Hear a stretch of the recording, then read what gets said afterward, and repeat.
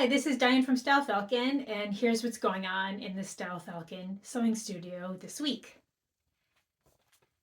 The Daring Duster, which is the next Style Falcon sewing pattern that we're getting ready to release in the spring of 2026, is out for testing. The testers are coming back with some feedback, and I'm going through that feedback and I'm testing it against my own interpretations of how I have the instructions going, how I want the look and the fit of this pattern to go, and trying to assess whether I need to make any changes. Again, just to remind everybody, this is I can show you the technical flats so you can get a sense of what it looks like. It's you can either do a gilet, a straight cut gilet vest style garment, or more of a jacket style with cuffs, a cuffed split cuff sleeve and a collar. It has this split back, which is kind of a cool feature that I'm really excited about. The couple of pieces of feedback, one had to do with the split cuff, which you can wear as a turn back cuff like this if you want. And in this case, I did a little bias edge on the raw edge here just to add a little something to make it interesting looking on the inside. But you could also do a contrast in there, and it would be kind of, I'm trying to figure out how to do that simply without creating like another pattern piece. So I had some feedback from one of the testers, and I'm sort of thinking through that this week. And then I had some feedback from one of the testers on the collar. The collar did not go in well. It seems like maybe for the size that she was making, maybe the collar needs to be a little larger. Maybe the grading is off or something. So I have here on my cutting table some of the pattern pieces. I'm just going to sew a couple samples up on a bunch of different sizes.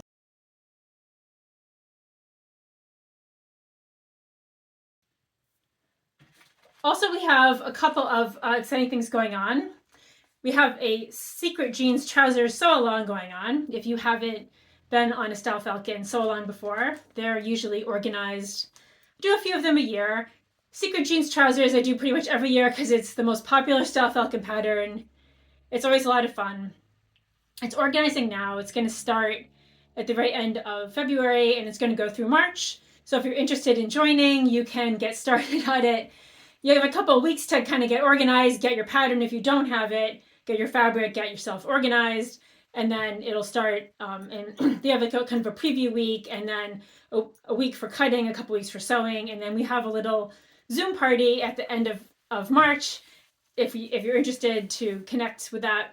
All the videos are here on YouTube, and so there's an opportunity to connect. There's also a Facebook page and some other fun things. If you're interested, you can leave a comment here, or you can go to stylefalcon.net, get your pattern, and then you'll get an invitation to join the sew along, which is free and fun. So please check that out. Some other things that are going on. I sent off to Australia this week the package of quilt blocks for the 100 Plus Hearts project.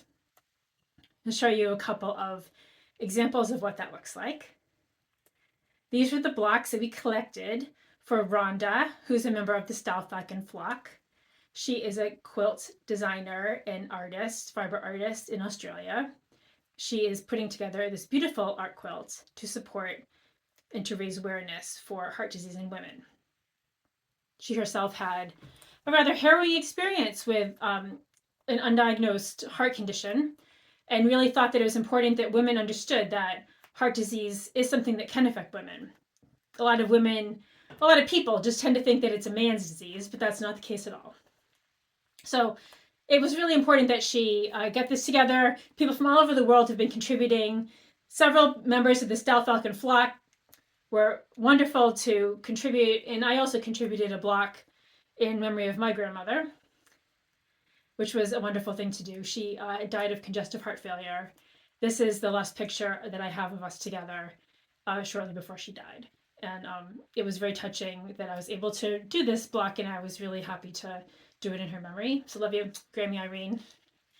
She was a sewer and a hand-hooked rug artist, and just a real cool lady, and I do miss her very much. Also, I wanted to say on a personal note, I'm missing my great Aunt Dot. You may have heard of Aunt Dot before.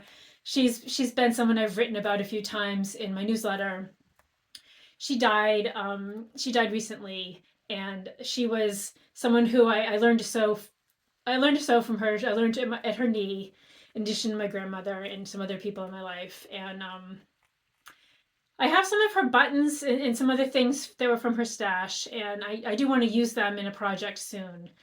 And I'll tell you more about her. She was a sort of person who could make anything. I'll show you. These pictures are from Christmas. She made all of these placemats for Christmas, the 12 days of Christmas, and she made all the bias binding herself and everything. These are the kinds of things that she liked to do. And she also was an incredible crocheter, and also would just a great cook. I learned how to can from her. You know, we would go into her canning. She had this whole canning set up in the basement, and in the summer, and can all the things from her garden. She was an amazing person, and loved her dearly, and missed her terribly. I know that she was proud of me that I was sewing and that I was sharing what I learned to keep her memory going. So I wanted you to know that whoever you think of in your life, who you loved, who taught you how to sew, or who would appreciate and be happy to see that you were sewing today, I hope that you can think of them a little bit today, and know that they're probably proud of you that you're continuing to do what you're doing. Sorry, I didn't mean to get emotional, but it has been kind of that kind of a couple weeks for me. So now I want to show you the sewing tip for the week. Take you over to my sewing table. What I wanted to show you today was how to get a double yoke treatment like this on the bias, especially if you are using a stripe or a plaid or some other kind of print that has an interesting direction or something.